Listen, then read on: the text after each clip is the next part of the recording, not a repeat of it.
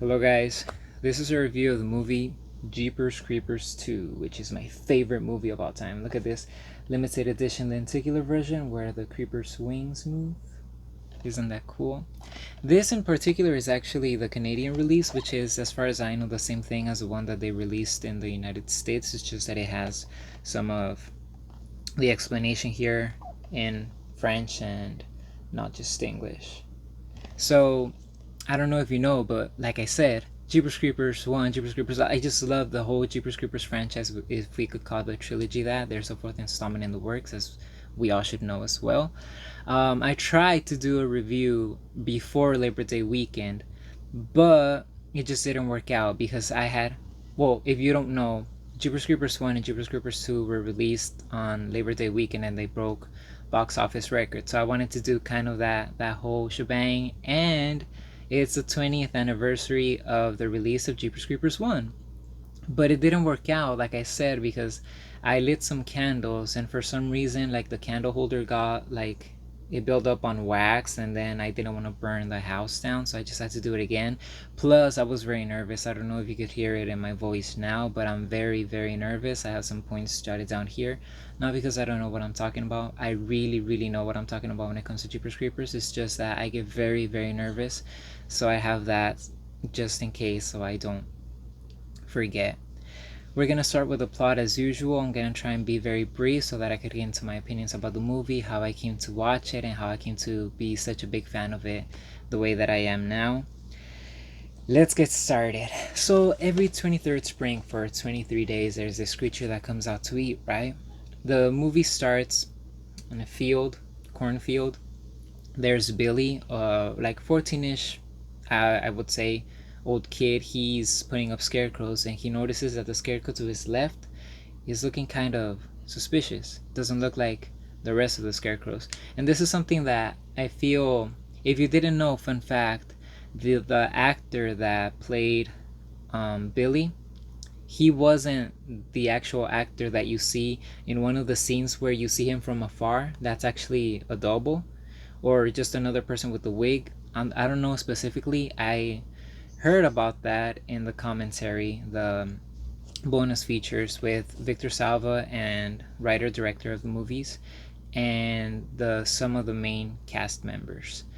So that's pretty cool. And this scene in particular, I feel like a lot of people love it, but some of the people criticize how Billy takes forever to start running away from the creeper.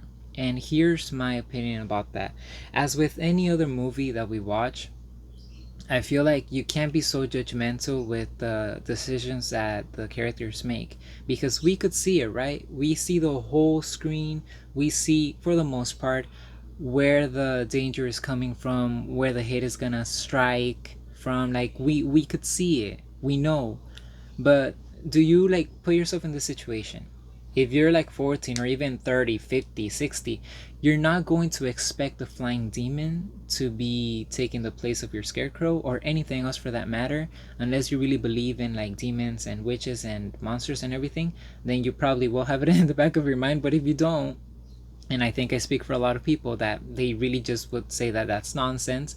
So for us to see that, we see the creeper, right, pretending to be a scarecrow. We scream at the characters, you're so dumb. Like, how could you like just run, get away? But for him, he's just a regular human being that's putting up scarecrows and is noticing something weird. So he goes towards it, and then he sees that his feet move. That's when he's like, okay, I need to get going because this obviously isn't my scarecrow. So he's there in the barn, I forgot to mention, along with his dad, Jack Taggart, and his older brother, Jackie Jr. They obviously hear him screaming. They try to go, but the creeper gets a hold of him and flies away with him, leaving his dad very sad and mostly angry. He prepares a post puncher to capture the creeper, and then we go on to what I would say is the main cast. Is these kids on a bus that are coming home from a game that they won, a basketball game. They're in high school, and they get a flat tire, and they still keep moving with one flat tire because like buses have like strong tires that are like, okay, if we keep it slow, we're gonna be able to keep moving. But the creeper throws another star-shaped weapon at another tire, leaving them stranded in the middle of nowhere. One by one, the creeper is out there scaring them, selecting them, because if you didn't know, he has to, and this is something that a lot of people also question, why is he taking forever? Why doesn't he just get the people and eat them? I don't know if you remember, but there's a truck, there's a vehicle with a bug on top, and I think to the left or somewhere in the back, it says, "I'm not a complete idiot. Some parts are missing," which is supposed to be a joke because some parts are missing, like the creeper takes out some of your organs. And it took me forever to understand that joke. I thought that it was kind of like a little um hints at what Giselle said in the first movie, like, this isn't a movie, some parts are missing. I thought it was that, but it really wasn't. And then the director mentions in the commentary that I talked about before that he also wanted to be easily recognizable, because we see them as the bus is passing by in the, like, near the very beginning. We see a couple pass by in that vehicle, and he wanted to make sure that we understood that it was them. And the top of the vehicle is pulled over like a can of sardines. So that's to let you know that the creeper can in fact kill you whenever he wants to. But here's where I'm going with all of this. He has to scare you in order to know what he wants from you. So that's why he toys around with you, he plays around with you, because he needs to smell your fear so that he could know what part of you he needs for himself. So that's the explanation for that. Then, like I said, he starts hunting them down. Like, there's a lot of conflict, and in the end, Jack Taggart Sr.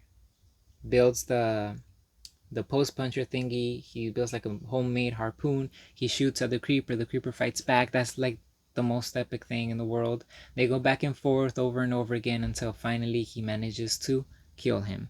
Minxie, one of the cheerleaders, warns him that he's not dead, but he's like, he looks dead to me. So, as we all know, I keep saying as we all know because I know this is like common knowledge for me, but in case you don't know, he goes into like hibernation mode for another 23 years, sorry, until he could start killing again for 23 days. So then the movie takes place 23 years after, or almost 23 years after the occurrences in this particular film, and we see Jack Taggart sitting down by his post puncher with a dog that's not the same dog. I've read that people are like, wow, that dog lived for more than 20 years. No, that's a completely different dog. Just letting you know. And then in his barn he has like a bat out of hell sign where people pay $5 to see what's inside. I think it's $5. And they sold him back up. He's just waiting for him to wake up, and that's how the movie ends. Obviously, I'm leaving out a lot of details which we're gonna probably discuss right now. One of the things that I want to clear out is the timeline. I don't think anyone knows exactly, like 100% for sure, that this happened, this is rah, rah, rah. But the third Jeepers Creepers movie starts in 1978. So basically, that's the first look at the creeper in real time, we could say. And then we go over to 2001, where he's hunting in day 19 and day 20 with Trish and Derry. And then we go over to Jeepers Creepers 3, which takes place around day 20 and day 21. And then we go over to Jeepers Creepers 2, which is basically the last one, which takes place in day 22 and day 23. It even says so on the bottom. And then, like, fast forward 23 years in the future. Do we know if we're gonna get, I don't know if the plane is messing up the audio, but I don't know if we're gonna get to see what happens afterwards in Jeepers Creepers Reborn, the fourth installment with Timo Vernsola. But I've heard rumors, and I don't like hearing rumors. I really, if it were up to me, I really wouldn't know anything about it. But I was kind of saddened because Jonathan Breck is not going to reprise his role as a creeper, apparently, and also apparently, not a lot of the cast members are going to come back, if any come back at all, which I hate that. I really hate that. There are few things in the world that I hate, but I hate that because they're messing with something that's so precious to me. that meant so much. And but for first, let's talk about all the points that I wanted to talk about. Um, Fun fact: the bus driver that comes out in the show Two and a Half Men was actually supposed to be played by Meatloaf. Let me readjust. Sorry, we're gonna be here for a while, but they couldn't get Meatloaf in, so they brought her in, and she did a fantastic job too. I'm just a little fun fact there. Um, One of the scenes that got the most laughs, because this movie got some laughs apparently, I didn't get to see it in theater, so I'll explain why later, is the one where the kids are are barely noticing the things that the creeper is doing. So he's taking people, right?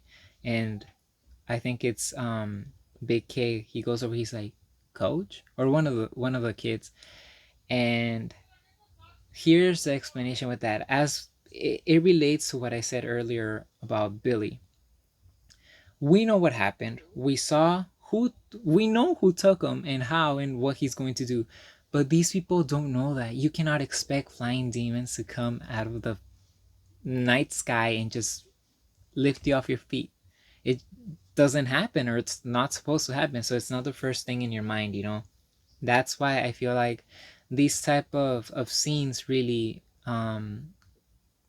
cause people to laugh, because they are not completely submerged in the situation, or they cannot imagine it being real. I mean, that's my explanation for it. Okay, the creeper's appearance. That's another point. In the first one, the creeper is grayish and kind of scaly with like skin. One of the original ideas, or one of the many ideas for the creeper, is that every time he hits something or he brushed on something, skin particles like dust would fly off. Like he was supposed to be a dusty type of monster, and it ended up not being like that. For the longest time, you know the scene in the first movie with Trish and Derry when they're in the diner and they come out, the waitress tells them that the creeper had smelled his laundry. Um, we see the handprint, right? And you have to take into consideration that I see this for the most part in a portable Blu-ray player. I don't see it on the big screen. That's where I see most of my movies. Sometimes I do, and this time I caught it because I was watching it with my sister and my dad on their big TV, and I was like, "Those are like particles, like skin particles, like you know how snakes shed their skin. Imagine like we shed our skin that fast, or like flakiness, right?" And that's when Terry mentions to the cop, you could get a print on that. He was like, I think somebody already did, somebody already dusted it. And now I understand that he was leaving off his skin, dead skin cells, because they analyzed it and they realized that, wow, like these are from people that have been dead for a long time. Very interesting fact. But in this movie, Jeepers Creepers 2, we don't see that. We see the complete opposite. We see somebody gooey, wet, and the skin tone is a lot darker. Which one do I prefer? I have to go with the first one. There's just something about the first one that is so menacing, so creepy. Maybe if we found the perfect middle, the perfect balance between both of them, I think that would be the greatest thing to do with the creeper. Because the second one, in my opinion, is just so gooey. And from my understanding, the creators of the creeper, the people that helped design it and that worked on him, they knew that the wetter, well, Victor knew that the wetter he looked, it was gonna appeal more in camera, where you could see the details, kind of like the bodybuilders, how they use like baby oil and tanning lotion and stuff like that to bring out the details that the makeup artists work so hard on. So that is a plus, but I feel like they could have just they went like all the way out. Another thing is the hair. The director thought that the hair in the original movie looked like a Halloween wig, so they kind of straightened it, made it a lot more controlled. Let's see what's next. um I've read this fact, and I don't remember where. I think it's just like a basic Google search of the cast. And David Cepeda, he's a telenovela star. I don't know if you like from Univision. He's listed as a cast member, but in the movie he's not listed.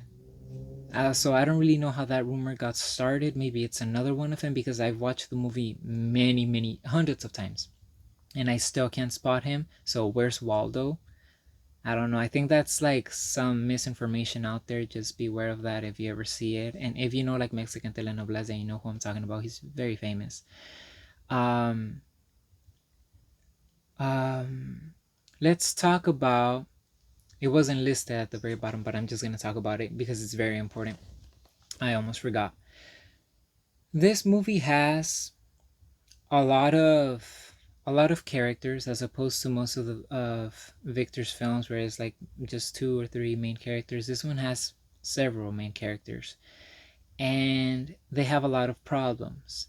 And the audience, apparently from what I read in comments and the reviews that I watch, because I watch a lot of reviews on YouTube about my favorite movies, they complained that it was unnecessary to include the racist remarks between Scotty. He's like the racist white guy in the team, and he's racist towards Double D and Big K, and like basically everyone that's black. um, I forgot to mention it, but he's upset because they won the game, but he didn't get enough time to play because he has a wrong skin color, according to him. That creates a lot of tension between the characters, and it happens. This is my explanation, my response to those comments. In real life, there's racism. There are acts that make you feel uncomfortable. There are comments and there's retaliation. There are attacks. Some people just take it, some people confront it. It's real life. Well, we already have a movie where the creeper, as fantastic as he is, he's so supernatural and so out of this world. We need a little bit, or not a little bit, we need a few of these serious real life occurrences so that we could take the movie more seriously, hopefully, if their acting is if they deliver in what they're supposed to do. Right, we're supposed to believe everything that's going on, and I feel like written in the script, it was just a perfect addition to it. I really don't see how it would be a good thing to leave it out. We would just have like a very not that the movie would be terrible, but it would just be like another basic movie. It has people that you could relate to, and people like, I mean, a lot of people really say that they don't relate to or they don't like any of the characters, but that's your opinion. I like them. I even like Scotty is asks Double D for forgiveness in the end. He's like, dude, I'm so sorry for what I said, like I didn't mean it. And Scotty's actually played by the guy that comes out in Malcolm in the Middle, if I remember correctly. He's like, sorry for everything, please help me. And he takes out the creeper's dagger, but he doesn't do it in time, so the creeper flies away with him. But at least he tried, and he felt sorry for everything. He's also very abusive towards his girlfriend, sorry, played by Marieh. For the longest time, I also called her Marieh Delfino, and it's actually Marieh or some like that, with the A at the end. Just a little thing that I didn't think that I had to pronounce. But I was watching the commentary the other day, and I realized, wow, interesting. Um, so we have that, right? And right parallel to that, we have the homophobia. Scotty is slightly homophobic, or maybe even more so, but we don't really get to see that. The scene where Izzy confronts him. He's like, "Wow, why are you doing this?" And he's like, "Oh, do I make you nervous?" Um, that scene, I listened to the commentary, like I said, and they mentioned how there was another confrontation before that didn't make it in the movie. So that's why it feels like sped up or incremented a little too much and a little too fast, but really it's just the fact that they cut off the other scene. um but they already had tension, and if we take into consideration his attitude towards everyone else, and we realize that. But I also felt that it was a little too like harsh, but at the same time in real life sometimes, like the memes say, that escalated quickly, went from 0 to 100 really fast. So like I was saying with the racist topic, this also happened. By the way, Mariette is of Venezuelan descent, so I think she's actually born in Venezuela, which is a pretty cool fact. We have Latina there. But back to what I was saying, these are real things that happen. I really don't understand. There are other characters that are also homophobic, like Jake. Um, but I get. I don't want to sit here and assume and call you like you're racist, you're homophobic, but maybe you are. Like, I'm just gonna say how it is, maybe. And if you're not, then this isn't for you, right? But why would you be so uncomfortable and so opposed? Because it's not just a comment or two here and there. It's a lot of people are like, it was so unnecessary to have like those homophobic moments or da, da, da, da, da, da, da. But it's these are things that happen in real life and we cannot ignore. I feel like as a storyteller myself, um, I do it for fun. I don't do it professionally, but I take what I see and I write it down too. I imagine things in my head that could play out in real life unless I'm writing a fiction and an extreme science fiction. But these are things that happen, and if you're so uncomfortable with them, sorry, I can't speak. I'm very nervous. So then you should just take a look in the mirror and realize why you're so uncomfortable with the topic, and maybe you have something to hide. They'll be quiet. The next thing that I was going to talk about. So in the commentary, I'm not gonna talk a little louder because they will not be quiet at all. They're gonna just keep barking for a while, if I know them right. So there's a scene where Minxie is running, right? And the writer director comments that we basically wanted stars in all of these shots, but because of the budget and blah blah blah, then we couldn't get like the stars. And he was talking about the stars in the sky, that he couldn't digitally add stars in every scene that he wanted to.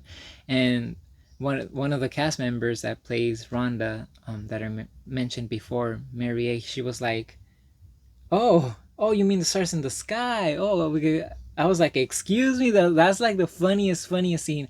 I recommend for anyone and everyone. And I should probably start talking lower now. They be quiet really fast. I'm surprised. Um, I recommend that everyone buys the special edition. This is basically the same special edition as the US. I mean, I haven't checked like feature by feature, but if I read it out, like it seems the same. And you have the audio commentary. Um, yeah, of course, if you want something extra, then there's yeah, it's this one here. This I should probably get it.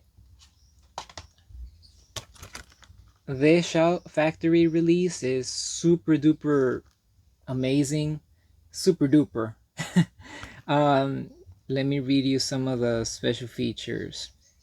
So, Jeepers Creepers 2 Then and Now, featuring new interviews with writer-director Victor Salva, director of photography Don Font-Leroy, editor Ed Marks, and actor Tom Tarantini, and like it's just a whole bunch of extra features. I hope you could read that.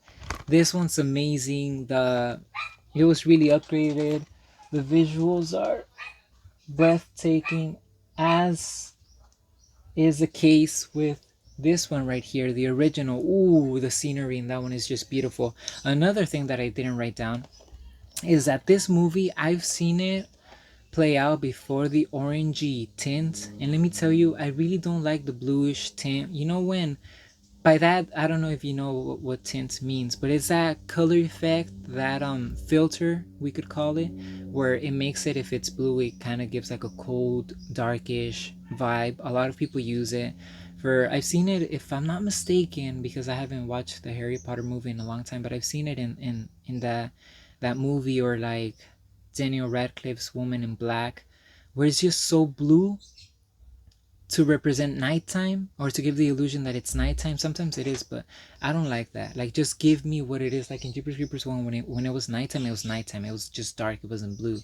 And this one is the opposite. It has a warm orangey tone to it. For the most part, as I mentioned before, I wouldn't like it, but in this one, I liked it because I also saw the movie, or clips, not the whole movie, but clips where they still didn't add that effect, and it didn't look nearly as awesome. I'm pretty sure it was still kick ass, but this one is just otherworldly. with the tents. It puts you in that world. It feels so hot and uncomfortable. So yeah, I think that they did a fantastic job adding that tint. um Izzy's tree crash, you know, when Izzy's with Rhonda and Double D trying to escape the creeper for the first time in the vehicle, he crashes into the car. That's accidental, so it played out perfect. The Jeepers Creepers theme in this movie, they never played it. Well, not never. They played a piece of it near the end with Bene Salve's little rendition of it, just a few seconds, but it's pretty cool to have it. Mm, it's a very memorable scene and a very memorable music score, but if they didn't mention it in the commentary, then I probably wouldn't have caught on to it. So I feel like for the new one, I hope that they do use the song because it was a big part of the first one. I don't know why they didn't use it in this one. I would have preferred that. Um, Oh, before I forget, I have this written down.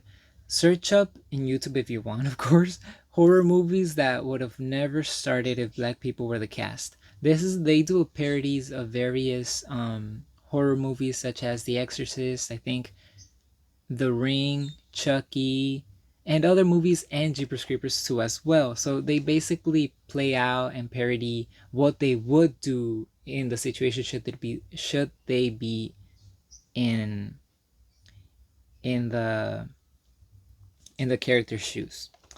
It's very funny. That's why I'm recommending it. I watched a lot of reviews. I also watch reactions. There are some I prefer not to because it takes away from the feeling of watching the actual movie. I don't but I mean I already watched all the bonus features, all the makeup and everything, so I've already seen everything that has to do with them. Everything that was accessible to me, I watched. So I'm like, might as well just watch the reaction, and it's very funny and entertaining. Seeing you could also search that up, Jeepers Creepers 1, Jeepers Creepers 2 reaction, and I guess if you're subscribed to their Patreon, then you could see the whole movie as it plays out. But on YouTube they have cut up versions, but it's still really funny and entertaining, at least to me. The actors seem like they had a blast. As with this one, with Gina Phillips and Justin Long, they really bonded. They felt like it was, in their words, and I'm paraphrasing, like summer camp. It was just a lot of fun, a lot of partying, and it really shows. You know, I don't think that this movie, like the acting was so out of this world. Like in Jeepers Creepers 1, I do not care what, like, say what you want to say, but that's good acting. That's great acting. Not anyone, like you, not a random person in the street could do what they did. That's amazing, and I aspire to one day be as good as they were in that movie. There's like, I mean, I've seen other movies with them and they're amazing. They're just quality actors that really took this seriously. It was near the beginning of Justin Long's career, and I think Gina had a few movies under her belt, but super awesome acting. In this one, I have some scenes where I feel like the character could have amped it up. Like for example, when the creeper's wing is in the middle of the bus and they have to go from one um, half of the bus to the other. Big K, if I'm not mistaken, is like, come on, show like you got a pair and everything. It's like you need more urgency in your words. And I'm not here like I'm like an acting coach or anything. I respect every actor. I respect what they do. They're there for a reason. And I'm not gonna be the person that says that they don't belong there ever. But sometimes I guess it's nerves, maybe slight distractions, maybe things out of their control. Sometimes they just don't feel it, and I don't feel it in those parts. It kind of bugs me a little bit. No, like I can let it slide. You know, I'm not gonna be like, yeah, like, no. But if I'm very picky and I'm very meticulous with everything, yeah, there are a few scenes, not many, but just like two or three scenes where I'm like, okay, you should have amped it up a little bit more there, and it would have been perfect. That being said, let me make sure I don't have anything else. Da di da di da di da di da. Oh well, let's talk about how I came to watch this movie in the first place. I don't know if you watched my Jeepers Creepers 1 review, but there I mentioned how it all came to be. It's all been like a chronological series of roller coaster rides. Just crazy, crazy. A lot of scares, a lot of traumas, and a lot of uh, gifts, I would say. It all started when I was very, very little. I could have been even like 6 or 7 years old, and I was traumatized. I was left horrified. It really like traumatized me so much. I didn't want to know about it. And then it fast forward to like 2004, 2000, around there. It must have been 2004 because that was the year that I came to the United States. I didn't speak English and anything like that. And I'm not gonna say that like I don't know, like I literally don't know the names of these people, but these people were watching television right now. I was a kid, I was with them. I'm not gonna say who, I'm not gonna say what. It could have been pirated. I don't know. I don't know nothing about that. I just know that some people were watching television, and I can't remember for the life of me. I've tried and tried and tried, but I keep forgetting as the years go by. But I don't know if it was a commercial for the movie, which would make sense, or if they were playing it, the whole thing. But I remember seeing the cornfield, and I think the words every 23rd spring for 23 days, and something in my head just went dun dun dun dun dun. It's like Jimmy Neutron, when he gets an idea, my neurons went crazy. Something like a connection with my blood flow to my brain. I don't know. And I was like, is that the vampire demon thing that jumped over the car? Those are the things that I remembered. Sewer pipe. Like, what is it? He had wings. And I remember like closing my eyes and covering my ears. And I was like, no, no, no, I'm not hearing this. This isn't real. Like, I'm not watching it. So I suppose that was the first time that I watched it. I don't know if I did that for the whole duration of the film or trailer. Like I said, I can't remember. But that's when I first watched this, or at least a glimpse of it. And then years passed by, and a cousin of mine, I must have been around 13 or 14, she had a VHS, a box full of VHS tapes. Like, we're that old, yes. I mean, not that old, but and she was like, watch Jeepers Creepers. And I was like, oh, that's a movie that I watched when I was younger with my sister in Mexico. Rah, rah. So we went ahead and watched it, and I fell in love with it again. But nothing came of it until I was like 15 years old. And I was barely beginning my DVD collection, barely, that now also includes Blu-rays. And I looked in the $5 bin at Walmart, and I found Jeepers Creepers 1 and Jeepers Creepers 2. Such a bargain. I was like, oh my gosh, I have to. I bought it, and then I watched the first one and the second one. I was, of course, very scared, but it changed my life forever. I became a fan of horror all around. My fears started going away little by little. I still have dreams of the creeper. Like, when I'm gonna do a review of the movie, when I'm gonna watch the movie with someone else, when I plan on things, maybe a drawing, I have dreams or sometimes nightmares about him. The last dream that I had wasn't a nightmare. It was quite pleasant. He was helping me do something, the creeper, but I don't remember what. But it means so much to me because of the memories that I have with my sister, that this is just personal things. We were separated for a long time, and this is something that we had together. Our dad always wanted to watch horror movies, so they ended up watching movies, and I came along with them, not because I wanted to, but because I wanted to be part of the group.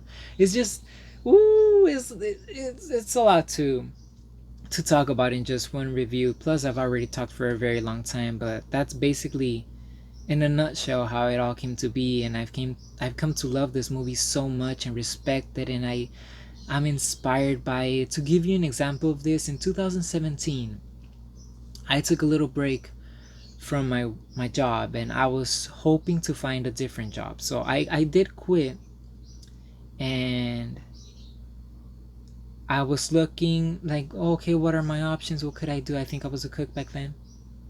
Yeah, I think I was a cook. And I wasn't in a rush, I was going to take my time with it. And then I got news 2017, like I said, that Jeepers Creepers 3 was going to be released, and I was like, what? Nobody was expecting this. Well, I told my friend, it would be so irresponsible of me to just go. Like, I could afford a ticket, but I wouldn't feel comfortable because I'm like, I'm not even working. Like, I'm not, because they were supposed to release it at the Chinese theater in Los Angeles. I didn't even have a car back then. So, all these things. So I was like, solution, find a job now so that you could watch it comfortably. And my friend was like, I know you're confident and everything, but not even you could find a job that quickly. So I went ahead and I searched, and I kid you not, 2 or 3 days later, I had various job offerings, and I became a baker. And that's how that happened. So I used to work graveyard shifts for myself, of course, but inspired and motivated by Jeepers Creepers 3 so that I could enjoy it completely. So I have so many examples like those. Like, I would just draw in high school. We would be sent out. You know what? I'll talk about this in the other movie, because then this might be over an hour long, and we can't have that too often. So we'll talk about like the little details later on. I think I said what I had to say. The movie is a lot of fun. I think a lot of people are divided between the first one and the second one. Which one's favorite? Which one's their favorite? Sorry. I think both of them have their things. They're very different. I hope that not every Jeepers Creepers movie is so like Jaws type of movie. So like, we're gonna go and kill the beast. I also want to just be like, let's let the creeper succeed. Let him go out and kill people and be gruesome and be gnarly and creepy. I don't think that it always has to be about how are we gonna kill him. No, I don't want him dead. But of course, I want Jack Taggart to return, and Gino Phillips as Trisha, of course. Shout out to like all the actors that I didn't mention. Al Santos, Nicki Aycox, Garikayi. I forget their names honestly, but everybody. Just thank you so much for being a part of this movie, for taking it seriously. I'm glad that you guys had fun, and for the camera crew, everybody, makeup, special effects, everybody did a fantastic job. I would give this movie a rating of 10 out of 10 if it wasn't clear already. Of course, a 10 out of 10. I hope to watch this movie soon with my sister and my dad. This is the one that we have left, and the third one, we watched the first one a while ago, and she doesn't like scary movies, so this was a huge thing for me. And I'm sure I'm leaving out a lot of things, but like I said, I can't make this for like review forever and ever and ever. Jeepers Creepers 2.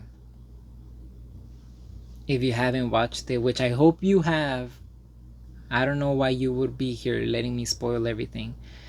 It's amazing. Anyway, before they continue barking, that's it for this one. Thank you for